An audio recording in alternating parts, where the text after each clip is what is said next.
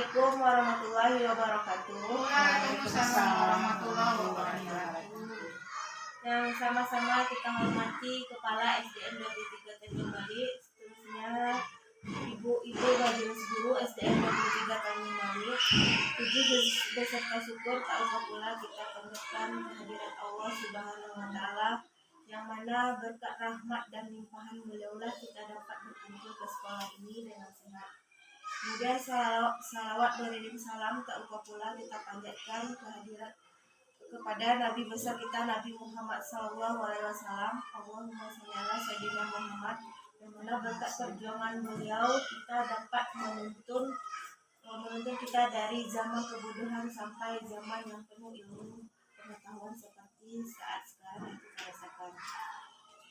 Bapak ibu guru, maaf kali ini saya mengganggu. Ini adalah kebutuhan tugas dari calon guru penggerak angkatan 4 Kabupaten Solok, yaitu tugas pada modul 1.4 budaya positif tentang aksi nyata tentang budaya positif.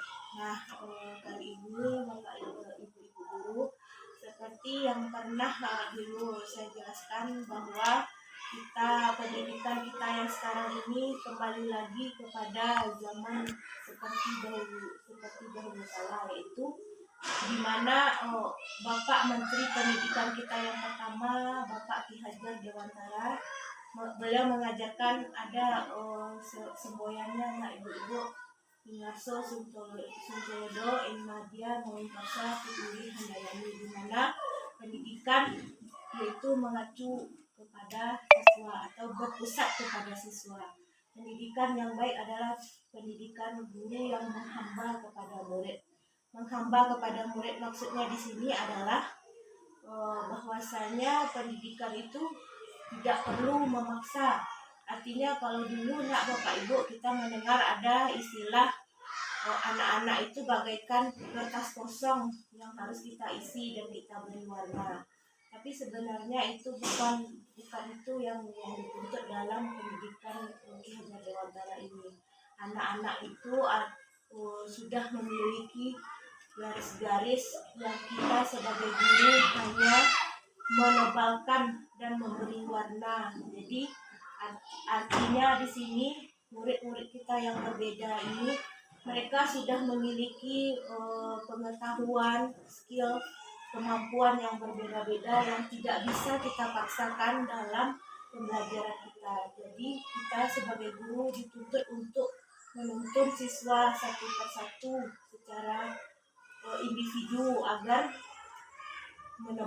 proses menebalkan tadi menjadi baik dan bagus dan memiliki makna yang berarti bagi murid kita.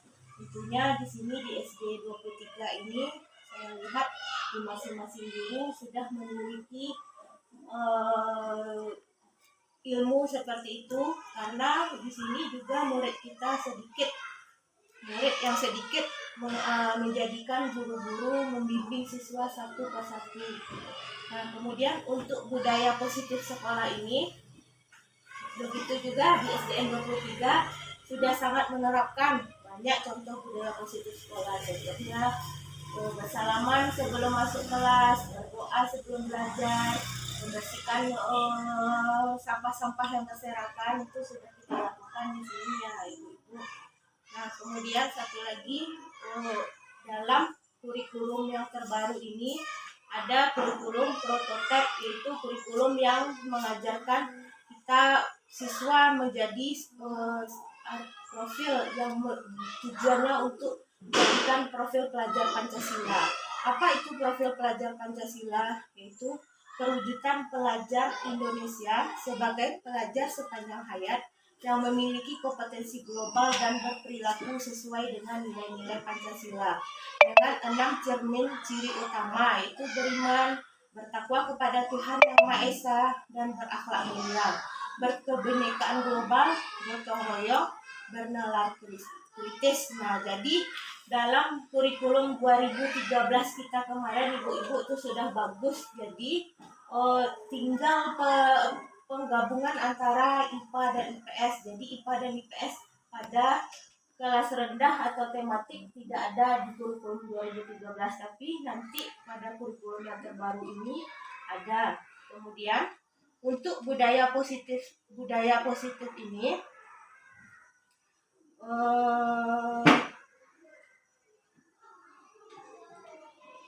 ada sedikit lagi yang ingin capaian umum dalam budaya positif ini, yaitu yang pertama, memahami konsep pendidikan menurut Ki Hajar Dewantara dihubungkan dengan konsep budaya dan lingkungan positif di sekolah yang berpihak pada murid. Nah, ini sudah kita lakukan di sekolah ya ibu-ibu. Kemudian yang kedua, melakukan evaluasi dan refleksi tentang praktik disiplin dalam pendidikan Indonesia secara umum untuk mendapatkan pemahaman baru mengenai konsep disiplin positif untuk menciptakan murid dengan profil pelajar Pancasila. Nah, jadi profil pelajar Pancasila ini sudah ada cerminannya di kurikulum 2013, yaitu bertanggung jawab, mandiri. Nah, itu sudah kita lakukan. Tapi perwujudannya lebih lengkap lagi nanti pada kurikulum baru ini, Ibu. Kemudian yang ketiga, memahami peran sebagai guru untuk membangun budaya positif dengan menerapkan konsep disiplin positif dalam berinteraksi dengan murid. Nah, kemudian selanjutnya mendemonstrasikan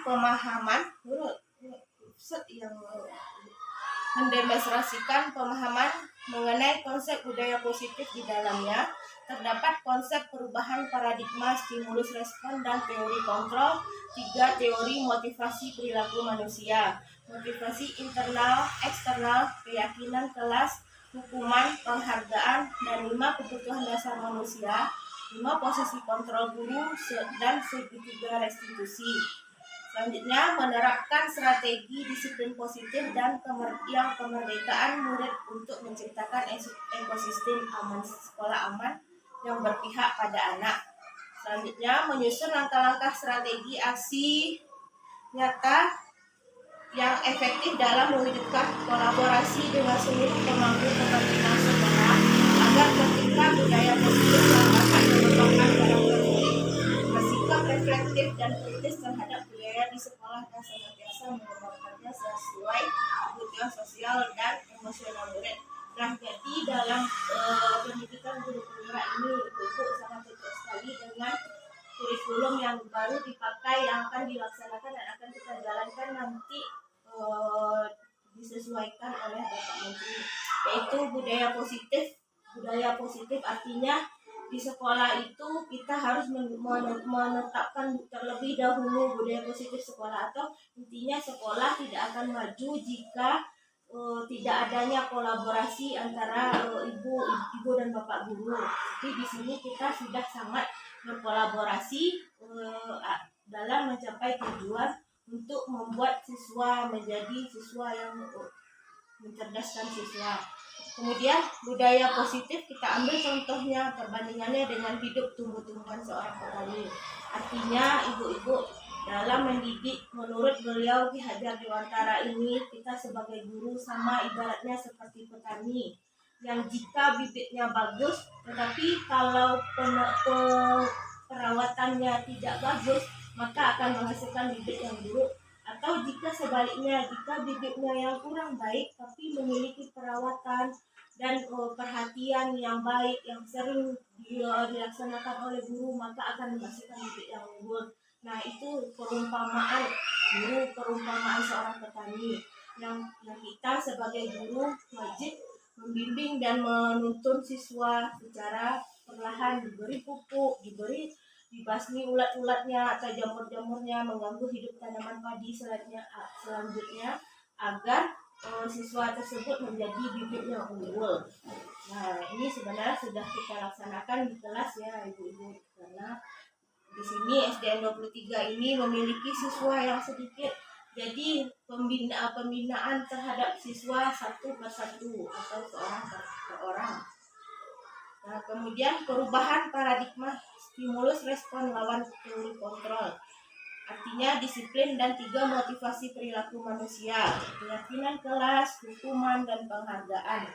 Nah, jadi di sini kemarin saya pernah berbicara dengan Ibu Eka bahwa selama ini kita memberikan hadiah kepada siswa, motivasi. Nah, ibu-ibu saat menerima rapor kita memberikan hadiah kepada siswa.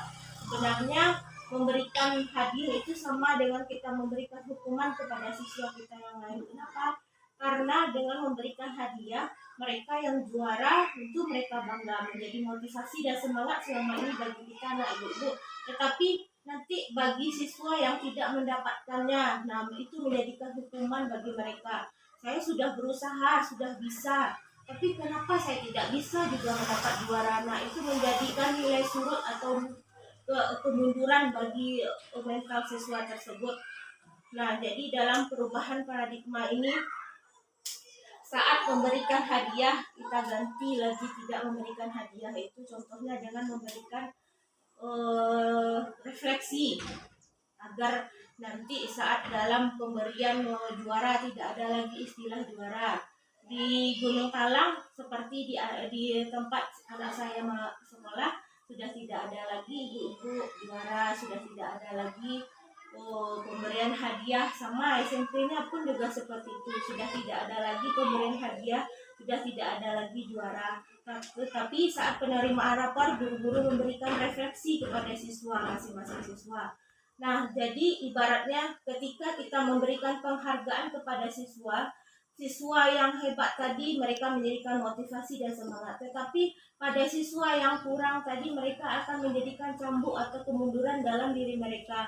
Nah, seperti tadi yang saya sudah jelaskan bahwasanya anak ini sudah mempunyai garis-garis dalam kehidupannya. Tugas kita hanya menebalkan, memberi warna, bukan mencoret-coret, bukan mengharuskan atau merubah garis-garis yang telah mereka miliki tadi. Nah, jadi mungkin itu yang perubahan paradigma baru dari yang saya dapat tadi. Nah, kemudian dalam perubahan satu lagi, ilusi guru mengontrol murid. Kadang lah ibu-ibu, tapi di sini lain enggak dong. Kalau di sekolah lain nampak sama saya, kita sering sekali memberikan emosi, kadang emosi yang enggak memarahi atau menghardik mereka. Tapi di sini saya sudah mau 3 tahun mengajar di sini, tidak pernah mendengar ibu guru di sini berkata kasar. Tapi di sekolah lain saya nampak guru menghardik. Nah, hardik atau perkataan kasar atau memarahi siswa itu akan merusak sel-sel, berjuta sel siswa yang akan rusak. Ketika kita memaksa kehendak kita kepada siswa, maka itu akan menjadikan tantangan hukuman bagi mereka sendiri. Nah, kemudian di sini perubahan paradigma lagi, stimulus respon atau teori kontrol. Kita mencoba mengubah orang agar berpandangan sama dengan kita. Tetapi coba kita berusaha memahami pandangan orang lain tentang dunia. Jadi artinya ketika kita memaksa siswa yang tidak bisa atau memang tidak mampu, jangan dipaksa, karena tadi balik lagi, karena siswa ini sudah memiliki garis-garis kehidupan. Nah, kita sebagai guru hanya tugasnya menebalkan. Contoh seperti saya dalam mengikuti guru penggerak ini, saya merasakan dampak yang sangat baik sekali, karena di sini saya memiliki siswa yang tidak mau berbicara, Darul, diam, sehingga saya bingung mau bagaimana, mau diapakan ini anak. Tak mau berbicara, tak mau menulis, hanya diam. Kalau ditanya tidak menjawab. Ternyata ilmu atau trik yang saya pakai selama ini masih kurang. Nah, setelah mengikuti guru penggerak ini, saya banyak mendapatkan pengalaman. Alhamdulillah sekarang Darul sudah mau diajak berbicara. Artinya dia telah merespon apa yang sudah saya bicarakan dengan dia. Kemudian disiplin itu berasal dari kata Latin yaitu disciplina, artinya belajar. Makna asal dari kata ini berkonotasi dengan disiplin diri dari murid-murid Sokrates dan Plato. Disiplin diri membuat orang menggali potensinya menuju sebuah tujuan apa yang dihargai. Namun, dalam budaya kita, makna kata disiplin telah berubah menjadi sesuatu yang dilakukan seseorang pada orang lain untuk mendapatkan kepatuhan, kecenderungan umum adalah menghubungkan kata disiplin dengan ketidaknyamanan, bukan dengan apa yang kita hargai atau mencapai suatu tujuan mulia. Nah, ini adalah teori motivasi perilaku manusia. Apa yang akan terjadi apabila saya tidak melakukannya? Itu motivasi eksternal. Kemudian, apa yang akan dapat saya lakukan dapatkan apabila saya melakukan? Nah, lanjut ya Bapak Ibu. Kemudian merdeka. Belajar dalam kurikulum yang terbaru ini adalah belajar merdeka menurut Ki Hajar Dewantara. Apa itu merdeka? Tidak hanya terlepas dari perintah, akan tetapi tidak cakap buat memerintah diri sendiri. Artinya buatlah proses pembelajaran yang kita lakukan di kelas itu belajar dengan merdeka. Artinya tidak memaksa, tidak saling menuntut, dan adanya kesepakatan atau keyakinan di kelas. Nah, kemudian ini adalah unsur dari budaya positif, dimulai dari peraturan. Kalau dulu peraturan kelas namanya enggak ibu-ibu, tapi sekarang kita ganti lagi, jangan peraturan kelas. Kalau peraturan kelas berarti adanya hukuman. Nah, kita ganti lagi dalam menjadi keyakinan atau kesepakatan kelas. Nah, ini sudah saya lakukan di kelas 1, tentunya direkam oleh Nurul, membuat kesepakatan atau keyakinan kelas. Jadi sebaiknya sebelum memulai pembelajaran, kita melakukan keyakinan kelas dulu. Artinya kita membuat sepakat dulu kepada siswa bagaimana proses pembelajaran yang kita inginkan. Tapi di sini juga saya lihat siswanya sudah patuh ya ibu-ibu, karena muridnya sedikit. Mungkin ini keyakinan atau kesepakatan kelas ini sangat diperlukan, bukannya tidak perlukan pada siswa yang sedikit, tapi sangat diperlukan bagi siswanya yang banyak. Artinya mungkin saja saat kita belajar mereka mengobrol atau mereka berbicara atau keluar permisi tanpa seenaknya saja. Nah, kalau di sini mungkin tidak, karena mereka sedikit, mereka sangat menghargai ibu-ibu gurunya di sini. Jadi keyakinan atau kesepakatan kelas ini sudah tercipta dengan sendirinya di sekolah kita ini. Nah, jadi arti kata peraturan kelas ini tidak ada lagi ibu-ibu. Nah, untuk kalau ada peraturan kelas berarti ada hukuman. Nah, sama seperti tadi ada hadiah, berarti sama ada juga hukuman bagi mereka. Nah, kita ganti lagi, tidak ada perkata peraturan kelas, tapi keyakinan kelas atau kesepakatan kelas. Nah, dari keyakinan kelas ini maka akan tercipta pula lingkungan yang positif. Nah, kalau sudah tercipta lingkungan positif maka akan membiasa dengan budaya positif. Nah, tapi di sekolah ini kembali lagi sudah teratur, siswanya juga sudah sangat saling menghargai ibu guru. Kemudian ibu guru juga seperti itu dalam mengajarkan. Saya lihat ibu-ibu yang senior yaitu sudah belajar mengajarkan siswa satu persatu perorangan, secara perorangan. Artinya jika ada siswa yang kurang, saya lihat ibu-ibu di sini sudah melaksanakan pembelajaran secara individual. Artinya kalau pembelajaran itu tidak bisa dilaksanakan secara klasikal, ibu-ibu di sini sudah membantu kegiatan pembelajaran siswa dengan membimbingnya secara pribadi. Nah, itu motivasi dari saya mencontoh dan meniru dari ibu-ibu di sini. Kemudian lanjut keyakinan kelas, hukuman dan penghargaan. Mengapa tidak peraturan saja? Mengapa harus keyakinan kelas? Nah, ini jawabannya. Mengapa kita memiliki peraturan harus menggunakan helm bila mengendarai kendaraan roda 2? Mengapa ini contohnya ya Bapak Ibu? Mengapa kita memiliki peraturan 3M? Menggunakan masker, mencuci tangan, menjaga jarak. Kemudian ada satu lagi, mengapa kita memiliki peraturan harus datang tepat waktu pada saat mengikuti pelatihan? Untuk mendukung motivasi intrinsik, kembali kita ke nilai-nilai keyakinan, lebih menggerakkan seseorang dibandingkan mengikuti serangkaian peraturan-peraturan. Artinya di sini Bapak Ibu, jika itu peraturan maka itu akan memberikan paksaan kepada siswa kita. Tapi kalau keyakinan artinya siswa sudah meyakini, dia sudah menanamkan di dalam diri mereka bahwasanya dia harus melaksanakan itu tanpa adanya unsur paksaan dan tanpa ditakuti oleh hukuman.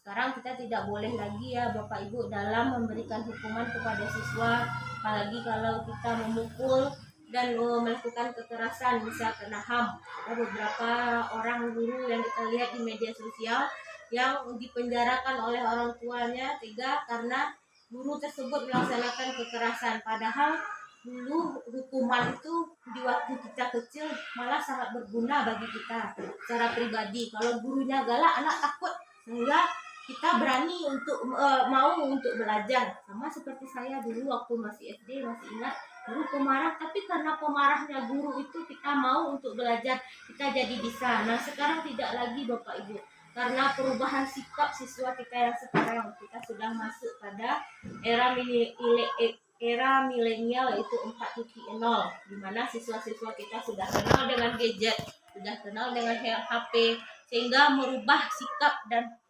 pola perilaku mereka dalam bertindak. Nah, tinggal kita sebagai seorang guru untuk mensiasatinya. Nah, ini yang mana yang merupakan keyakinan kelas, mengapa? Nah, ini contohnya, kesepakatan kelas, datang tepat waktu,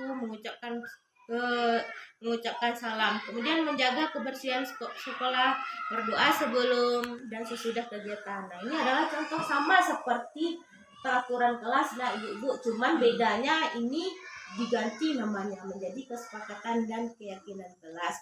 Nah, jadi menggantinya agar terlihat bisa meyakini kepada siswa. Nah, ini kegiatan pendalaman keyakinan kelas. Lanjut ya. Nah, ini dihukum oleh penghargaan. Nah, jadi intinya seperti yang saya bilang tadi, bahwasanya sebenarnya dari dulu kita memang memberikan motivasi kepada siswa berupa penghargaan bagi siswa yang pintar, siswa yang hebat. Kita memberikan penghargaan. Tapi itu sebaliknya, menurut Ki Hajar Dewantara ini, beliau berpikiran bahwasanya anak yang diberikan penghargaan dihukum akan memberikan hukuman terhadap diri mereka sendiri. Nah, kata menghamba pada murid itu merupakan contoh pengalaman Ki Hajar Dewantara ini sendiri, ibu-ibu, di mana saya pernah membaca bukunya. Bapak Ki Hajar Dewantara ini pernah diasingkan ke Belanda. Beliau memboyong semua anak keluarganya ke Belanda. Nah, di sana beliau disekolahkan dan dikuliahkan tanpa dibiayai oleh keluarganya. Tapi karena beliau sudah berkeluarga, selain sekolah beliau mencari kerja sampingan, sehingga anak beliau yang namanya Nyi Asti memiliki keterbelakangan mental saat beliau sedang bekerja, sibuk mempersiapkan mencari uang, mengisi koran. Nyi Asti ini merengek kepada beliau, Papa. Nah, kemudian karena pemikiran yang kalut, Nyi Asti ini dibiarkan di luar, sehingga di Belanda itu negaranya dingin, kedinginan sudah menggigil. Setelah pekerjaan beliau selesai, teringatlah dengan Nyi Asti ini. Setelah melihat keadaan Nyi Asti itu, beliau sangat terkaget dan di situ beliau mengucap janji beliau akan selalu menghamba kepada Nyi Asti ini. Nah, menurut Ki Hajar Dewantara ini, pendidikan yang menghamba kepada murid ini artinya bukan kita